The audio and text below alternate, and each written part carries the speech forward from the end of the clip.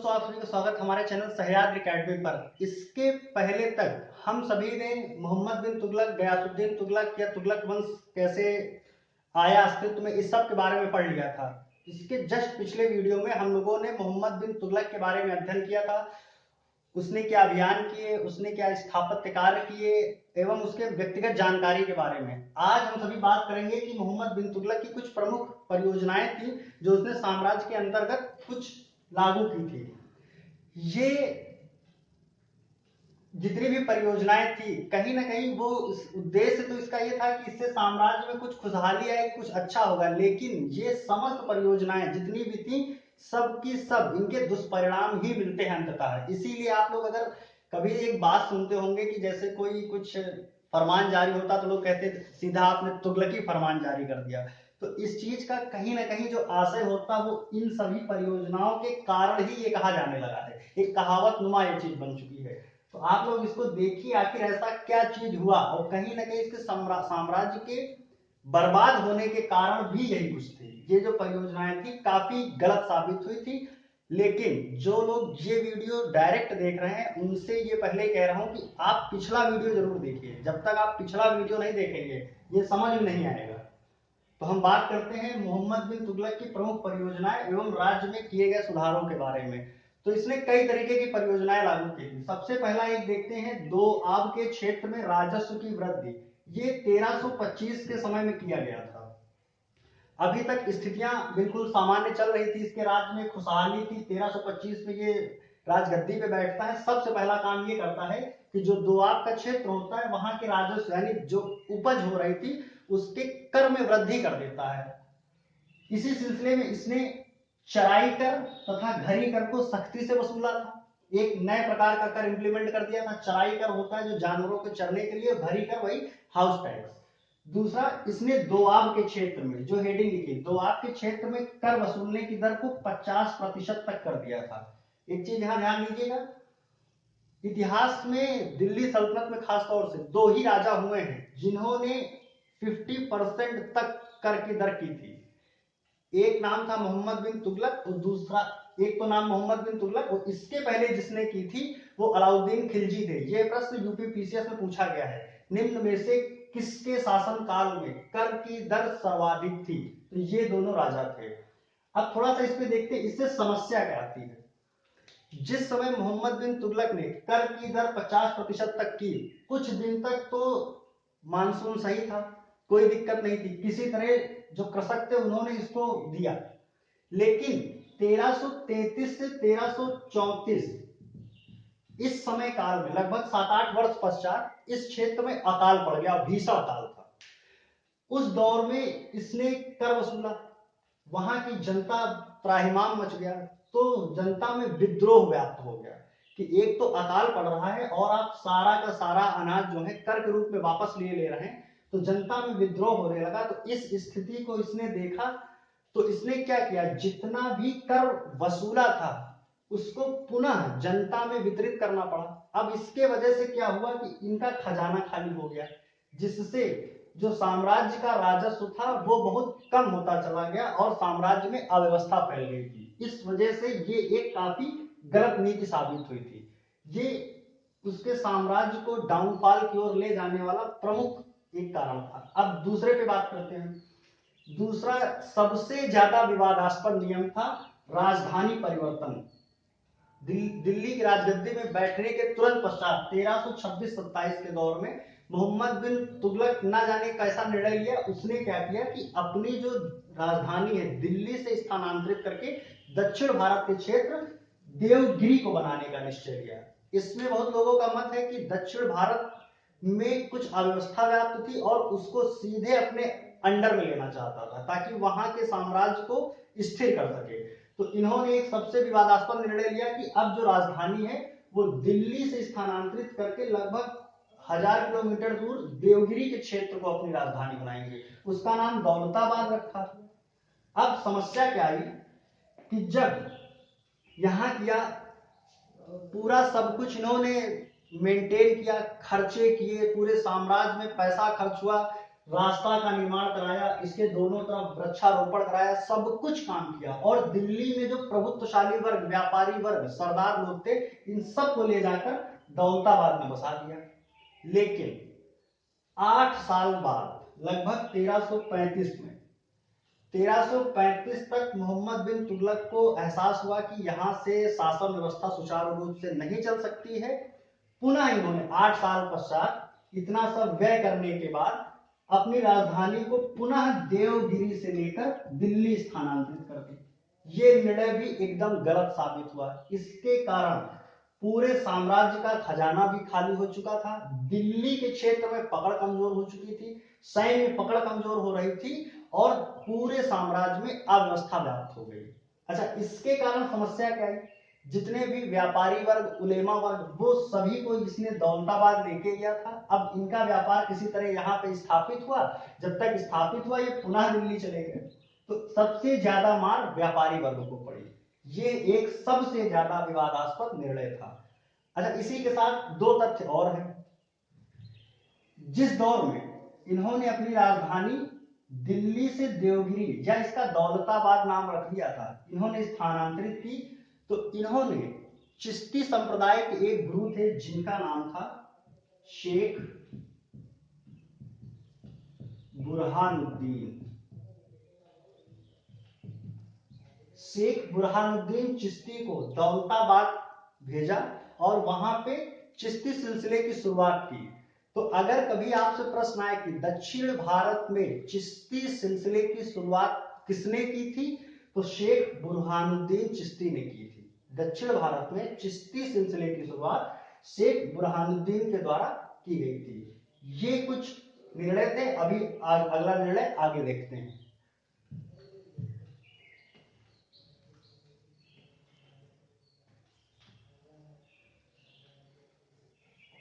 बात करते हैं मोहम्मद बिन तुगलक की अगली परियोजना के बारे में। इसकी अगली परियोजना थी, इसने अपने साम्राज्य में सांकेतिक मुद्रा का प्रचलन शुरू कराया था। इसका समय काल था 1328 से 1330 के दौर में। अगर कभी भी प्रश्न आता है, मुद्रा से रिलेटेड प्रश्न हर बार परीक्षा में आता है। अगर कोई मुद्रा का नाम दिया है तो पूछा जाएगा किस शासक के द्वारा चलाई गई। लेकिन अगर कभी प्रश्न आता है कि सांकेतिक मुद्रा की शुरुआत किसने की थी, तो मोहम्मद बिन तुगलक ने की थी। अगर वंश के आधार पर आ जाए कि सांकेतिक मुद्रा का चलन किस वंश में था, तो तुगलक वंश में था। अब देखते हैं ये था क्या।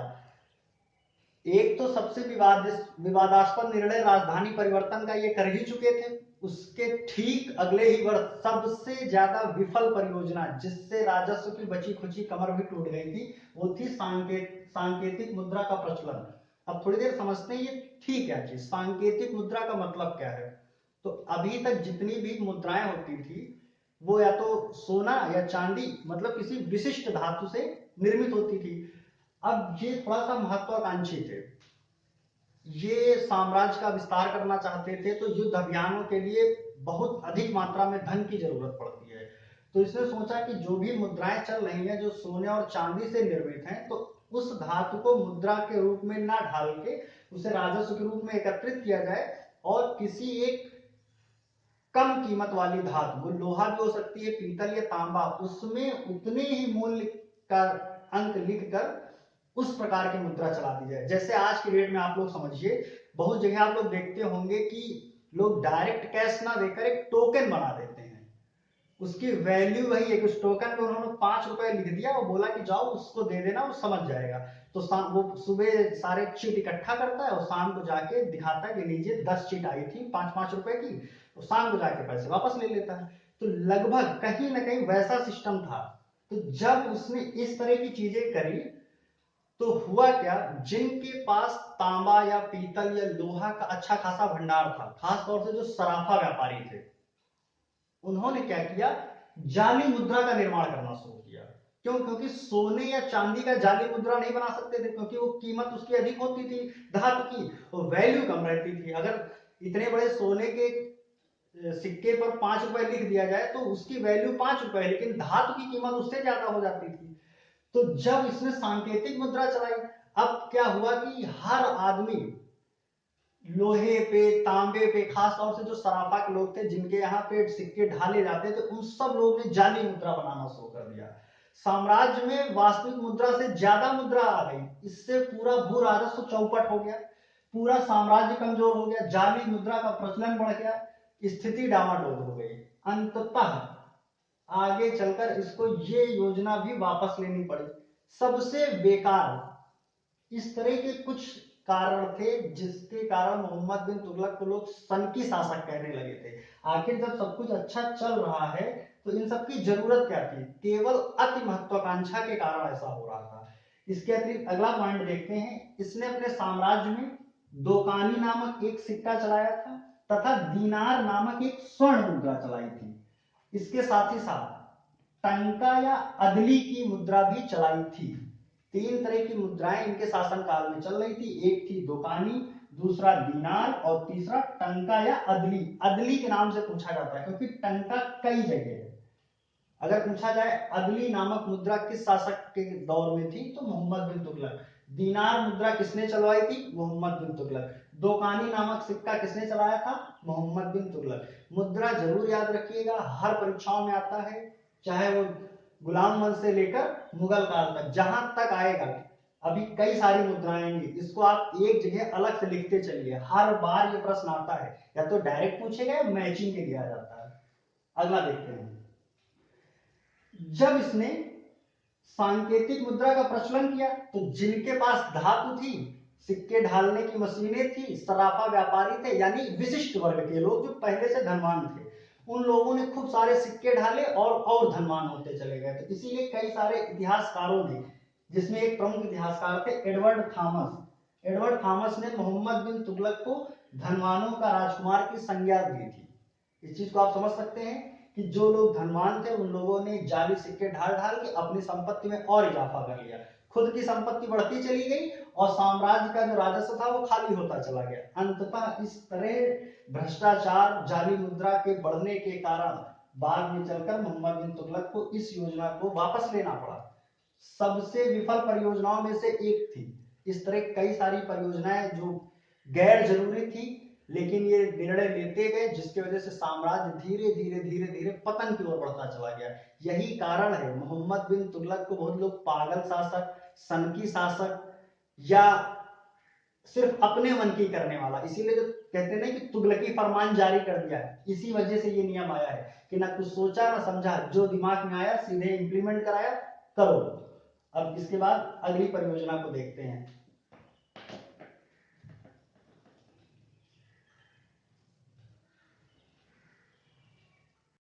इसके पश्चात मोहम्मद बिन तुगलक की अगली परियोजना के बारे में देखते हैं। इस इन सबके पश्चात मोहम्मद बिन तुगलक ने अपने साम्राज्य का विस्तार करने तथा ऐसे भी आर्थिक स्थिति कमजोर हो रही थी, जिसने सोचा कि किसी दूसरे साम्राज्य को अपने क्षेत्र में मिला ले तथा वहां से कुछ राजस्व प्राप्त करके अपनी आर्थिक स्थिति सुधारी जाए। इस कड़ी में इसने खुरासान क्षेत्र का अभियान किया। अगर किसी ने पिछले वीडियो ना देखे हो तो उसको जाकर आप देखिए, तो वहां पर गजनी राजवंश के दौर से ही खुरासान क्षेत्र का वर्णन किया गया है। अभी मैं यहाँ पर थोड़ा बता देता हूँ। खुरासान क्षेत्र वही है जो पाकिस्तान, वर्तमान समय में पाकिस्तान और ईरान के जो बीच का क्षेत्र है, यानी मध्य एशिया का जो क्षेत्र है, वहीं पे खुरासान पाया जाता है। मिडिल ईस्ट का क्षेत्र खुरासान क्षेत्र कहलाता है, अभी भी एग्जिस्ट करता है। तो खुरासान अभियान करने को सोचा। खुरासान क्षेत्र में एक अच्छा खासा ख्वारिज़्म वंश का शासन हुआ करता था। यहाँ पर काफी मात्रा में बड़ा साम्राज्य था और यहाँ की आर्थिक स्थिति भी अच्छी थी। तो खुरासान क्षेत्र में क्या था, ईरान के राजवंश और ईरान के पड़ोसी मिस्र के राजवंश में कुछ तनातनी हो गई थी, तो दोनों आपस में लड़ रहे थे। तो इस स्थिति का फायदा मोहम्मद बिन तुगलक उठाना चाहता था। तो इसलिए मोहम्मद बिन तुगलक ने क्या किया, अपनी पूरी सेना, विशाल सेना जिसमें लगभग 4 लाख सैनिक थे, सही आंकड़ा कई किताबों में जो दिया है वो 3,70,000 सैनिक का बताया जाता है, अपने सभी सैनिकों को तैयार किया कि अब सभी लोग खुरासान क्षेत्र की ओर कूच करेंगे। तो इसके लिए उसने अपनी सेना को 1 साल का वेतन एडवांस में दे दिया कि वहां से जीतेंगे, एक तो साम्राज्य का विस्तार होगा और बहुत ज्यादा मात्रा में धन संपदा लूट के लेके आएंगे। लेकिन जब तक ये वहां पहुंचे मिस्र और ईरान के बीच में संधि हो गई। ईरान के शासक ने खुद समर्पण कर दिया और मिस्र के अधिकार में राज शासन करना स्वीकार किया। अब जब ये स्थिति हुई तो वहां पे स्टेबिलिटी आ गई। पुनः मोहम्मद बिन तुगलक को अब उनसे संधि करनी पड़ी कि ठीक है आक्रमण नहीं होगा, तो बिना किसी परिणाम के, बिना युद्ध हुए संधि हो गई और मोहम्मद बिन तुगलक की सेना बिना कुछ प्राप्त किए वापस लौट आई। अब इसका परिणाम क्या होता है कि एक तो 1 वर्ष का वेतन इन्होंने एडवांस में दिया था, अब ये वापस लेना चाहते थे, वो सेना के लोग दे नहीं रहे थे। इतनी दूर युद्ध करने गए दिल्ली से ईरान, कितना व्यय हुआ वो भी वापस नहीं मिलने वाला था। और संधि करने के पश्चात 1 रुपए भी हाथ नहीं आए, तो कुल मिला के जो बची खुची कसर थी आर्थिक अर्थव्यवस्था की वो और डूब गई। सब ये भी कुल मिला के ये परियोजना भी पूर्णतः विफल रही। तो जरा लाइन है इसको देख लेते हैं। साम्राज्य विस्तार तथा राजस्व वृद्धि हेतु खुरासान अभियान का निश्चय करता है मोहम्मद बिन तुगलक तथा इसके लिए अपनी सेना को 1 वर्ष के वेतन का अग्रिम भुगतान कर देता है। दूसरा पॉइंट, अंत में मोहम्मद बिन तुगलक बिना किसी परिणाम के मोहम्मद बिन तुगलक को संधि करनी पड़ती है तथा बिना कुछ प्राप्त किए वापस लौटना पड़ता है। इसके कारण इस अभियान में अधिकांश मात्रा में राजस्व व्यय होता है तथा साम्राज्य की आर्थिक स्थिति निरंतर कमजोर होती चली जाती है। ये कुछ गतिविधियां थी। इसके अतिरिक्त एक अभियान और है कराची क्षेत्र का अभियान, अगले में उसको देखते हैं। इसी वजह से धीरे धीरे साम्राज्य पतन की ओर बढ़ता चला जा रहा था। आप चाहो तो इन चीजों को सुन लो या पॉइंट के रूप में सिर्फ ये हेडिंग डाल दीजिए, बहुत ज्यादा पूछा नहीं जाता, लेकिन ऐसे लिखा दिया जाएगा तो समझ में नहीं आएगा। एक बार जब आप सुन लेंगे समझ लेंगे तो आपके दिमाग में हमेशा बैठा रहेगा। इसके अंदर के कुछ तथ्य थे वो पूछे जाते हैं। अब बात करते हैं अगली परियोजना पे।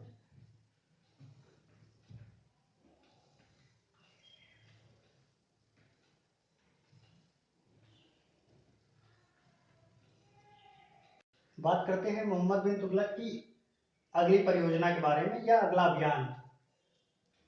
अगली परियोजना या अभियान थी कराची क्षेत्र का अभियान। 1337 और 38 के समय की बात थी। अभी तक जितनी भी परियोजनाएं या अभियान इसने शुरू किया था उसके पश्चात इसकी एक अंतिम परियोजना थी, मुख्य रूप से जो महत्वाकांक्षी परियोजनाओं में से एक थी कराची क्षेत्र का अभियान। ये कराची क्षेत्र वर्तमान समय में हिमाचल प्रदेश का सीमावर्ती क्षेत्र है। कुमायूं जिले है, उत्तराखंड क्षेत्र और हिमाचल प्रदेश के सीमावर्ती इलाकों में पड़ता है, वहीं का क्षेत्र है। खासतौर से हिमाचल के क्षेत्र में था। इस क्षेत्र का अभियान करने का मुख्य कारण था कि ये अपने साम्राज्य की सीमाओं को सुरक्षित करना चाहता था ताकि बाह्य आक्रमण से बचा जा सके, क्योंकि इस क्षेत्र से जुड़ी हुई सीमा चीन की सीमा पड़ती थी। उधर से मंगोल आक्रमण काफी ज्यादा मात्रा में होते थे, तो इस सीमा को ये सुरक्षित करना चाहता था। तो इसके लिए इसने यहाँ का अभियान किया था। लेकिन समस्या क्या आती है, ये एक दुर्गम पहाड़ी वाला क्षेत्र था। वहां पर इसके सैनिक जाते हैं और ऊंची ऊंची पहाड़ियों से गिरकर इसके जो सैनिक थे वो मृत्यु हो जाती है उनकी। इसके घोड़े भी बहुत सारी मात्रा में मर जाते हैं, सैनिक भी बहुत सारी मात्रा में मरते हैं। तो इसका एक तो कारण ये था कि जो घोड़े थे वो इस क्षेत्र में चलने के लिए अनुकूल नहीं थे और सेना ने उन क्षेत्रों का वातावरण का कोई भी अभ्यास नहीं था। तो कुल मिलाकर इसकी सेना को बहुत ज्यादा मात्रा में नुकसान होता है, तो आर्थिक नुकसान तो लगातार हो ही रहा था। तो ये भी एक असफल परियोजना या असफल अभियान था। जरा इसको पढ़ लेते हैं। ये क्षेत्र हिमाचल के क्षेत्र में पड़ता था। इसके तहत सुल्तान अपनी सीमा को सुदृढ़ एवं सुरक्षित करना चाहता था, लेकिन यह क्षेत्र एक दुर्गम पहाड़ी वाला क्षेत्र था। इस अभियान के दौरान इसके अनेकों सैनिक पहाड़ी से गिरकर मारे जाते हैं तथा साथ ही साथ सैन्य एवं आर्थिक नुकसान लगातार होता रहता था। जब इन्हीं सब परियोजनाओं के कारण, ये सब महत्वाकांक्षी परियोजनाएं थी लेकिन इन सब का नुकसान बहुत हो रहा था, तो इन्हीं सब के कारण इतिहासकारों ने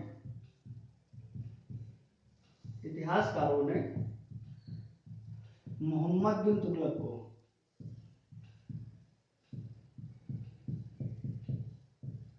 इन्हीं सब परियोजनाओं के कारण से इतिहासकारों ने मोहम्मद बिन तुगलक को इतिहास में पागल शासक या सनकी तानाशाह या सनकी शासक की संज्ञा प्रदान की गई है, क्योंकि इसकी जो परियोजनाएं थी बिना दूरदर्शी सोच के बस मन में आया जुट गए करना, और इन सब का बहुत ज्यादा नुकसान होता है। अंत तक धीरे धीरे साम्राज्य कमजोर होता चला जाता है। इसके बाद बात करते हैं कि इसके समय साहित्य विकास क्या था, इसकी मृत्यु होती है, और आगे भी एक दो कथन इसके बारे में कहे गए हैं, उसके साथ ये लेक्चर धीरे धीरे समाप्त हो जाएगा।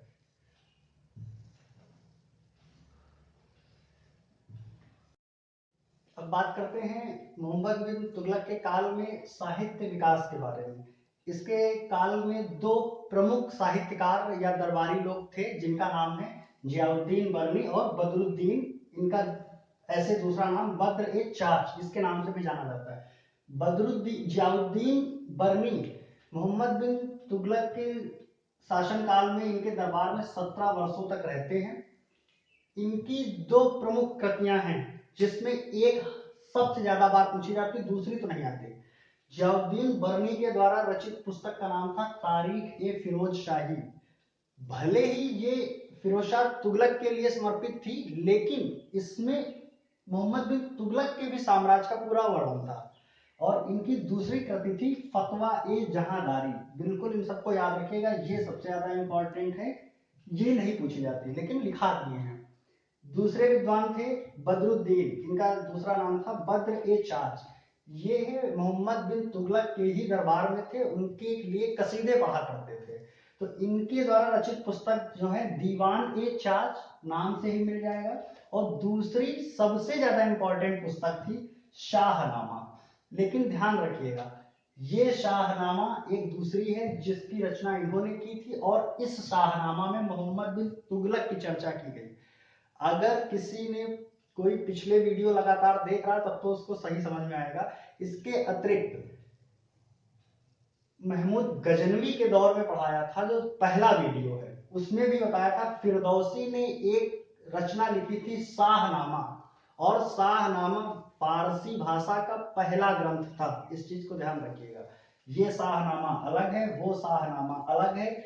जनरली लोगों को फिरदौसी के शाहनामा की याद रहती है, लेकिन अगर कहीं मैचिंग के लिए आए, शाहनामा इधर लिखा रहे और इधर इनका नाम रहे, तो आप लोग फिरदौसी मत ढूंढिएगा, लगे कि प्रश्न गलत है, नहीं, इसी नाम से बद्र ए चाच ने भी एक रचना लिखी थी।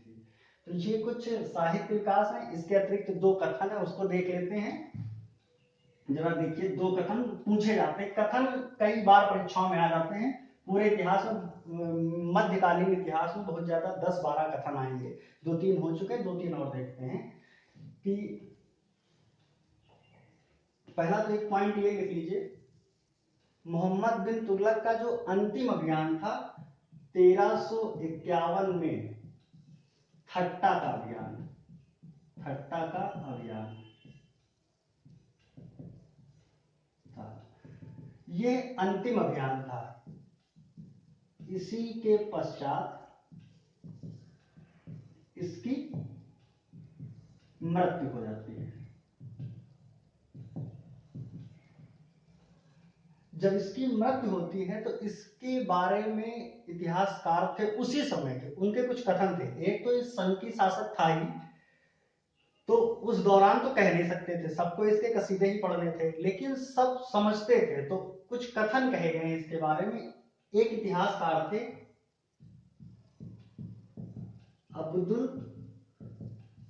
कादिर बदायूनी। बदायूनी का नाम अक्सर आता है, पूरा नहीं लिखा रहता है। इनका कथन था, अंततः राजा को प्रजा से तथा प्रजा को राजा से मुक्ति मिली।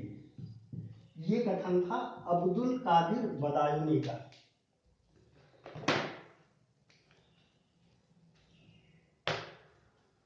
इसके अतिरिक्त एक दूसरे थे, वही जियाउद्दीन बर्नी।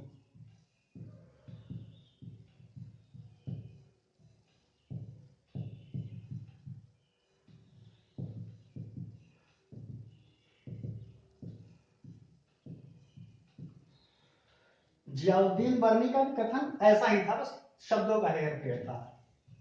अंततः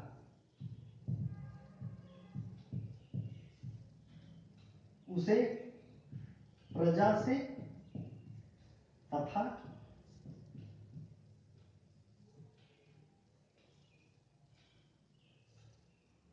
उसे लोगों से तथा लोगों को उससे मुक्ति मिली। समझ में आ गया होगा, कथन लगभग वही है लेकिन अलग अलग लोगों ने कहा था। तो शायद कभी पूछा जाए या ना भी पूछा जाए तो आपकी जानकारी के लिए चाहिए। ये रहा मोहम्मद बिन तुगलक के बारे में पूरा एक एक तथ्य, आपको पूरे तथ्य लिखा दिए गए हैं। इतना मान के चलिए जितना यहाँ बता दिया गया आपको कहीं नहीं मिलेगा, इस चीज की तो गारंटी है। और इसके बाहर मोहम्मद बिन तुगलक का कोई प्रश्न नहीं आ सकता किसी भी परीक्षा में, यूपी पीसीएस तक का है।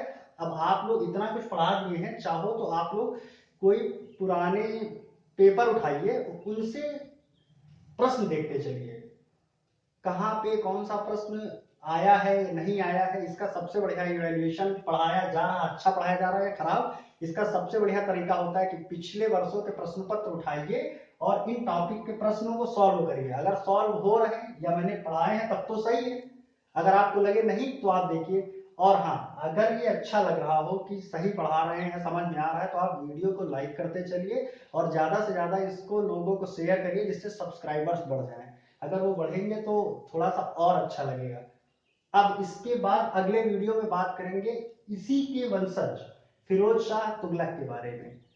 बहुत अच्छा टॉपिक है, काफी ज्यादा विस्तृत है, दिल्ली सल्तनत में सबसे ज्यादा कार्य करने वाला या विस्तृत टॉपिक जो था वो फिरोज शाह तुगलक का काल था। मिलते हैं अगले वीडियो में, धन्यवाद।